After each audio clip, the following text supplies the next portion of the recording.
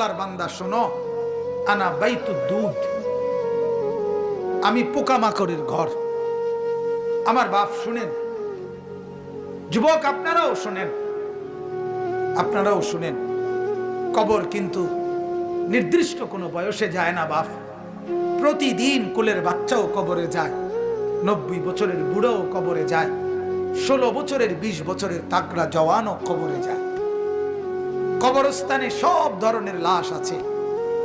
এজন্য কবর ডেকে বলে, ও আল্লাহর বান্দা, আমি পোকামাকড়ের ঘর। সেই ব্যক্তি যে একটা মশারি ছাড়া, একটা সামান্য মশার কামড় সহ্য করতে পারো না, একটা মশা কানের কাছ দিয়ে গেলে তোমার ঘুম ভাঙ্গে যায়, মশারি টাঙ্গাও, কয়েল জ্বালাও, অ্যারোসল লাগাও, এত কিছু করে তুমি মশার একটা আওয়াজ থেকে, কামড় থেকে বাঁচতে চাও।